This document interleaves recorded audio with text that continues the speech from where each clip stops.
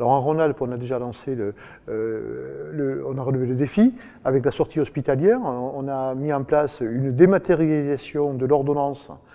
qui sort qui va être envoyé au pharmacien avant que le patient ne sorte de l'hôpital, donc en zéro papier, complètement dématérialisé. Ça permet d'avoir des échanges également entre le professionnel de santé qui prend en charge le patient et l'hôpital pour le suivi, l'accompagnement après la sortie. On commence déjà à envisager les mêmes échanges au niveau des maisons de retraite, des EHPAD, où il y a beaucoup d'informations et il faut parfois que ça aille très vite pour éviter des hospitalisations en urgence qui perturbent ces personnes âgées. Donc le premier chantier, c'est ça, décloisonner, mettre en place la coordination avec des outils numériques. Ensuite, ce que l'on veut faire également, c'est relever le défi des territoires. Les territoires où les médecins sont moins présents, il faut qu'il y ait une présence de professionnels de santé, et la pharmacie est un lieu physique que l'on peut équiper en outil de télésanté, permettant aux populations qui vivent autour de la pharmacie et qui n'ont pas de médecin parce qu'il est parti à 30 km, de pouvoir être mis en contact avec le médecin, avec la télémédecine. Donc d'équiper la pharmacie d'outils permettant aux patients de venir à la pharmacie pour être en contact avec le médecin, alors que ce soit pour le suivi des patients chroniques, pour éventuellement un diagnostic à distance ou une évaluation à distance, mais également une coordination permettant de dire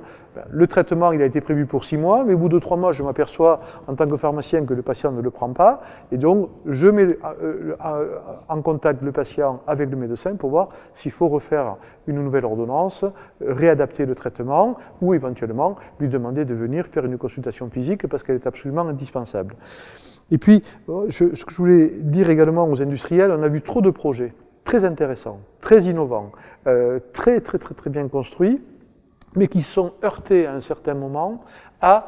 l'application pratique, à l'intégration dans les besoins des professionnels de santé. Donc il faut absolument que les industriels réfléchissent avec les professionnels de santé sur les produits qu'ils peuvent mettre à leur disposition. Parce qu'il n'y a rien de pire que d'avoir développé pendant 3 ans, 4 ans un projet industriel et de se retrouver confronté avec des médecins, d'autres professionnels de santé qui refusent ce produit. Donc anticipons, expression de besoin, mettons des produits adaptés et qui puissent être intégrés dans la vie quotidienne, la coordination entre professionnels de santé. Je pense que c'est comme ça que l'on réussira l'intégration de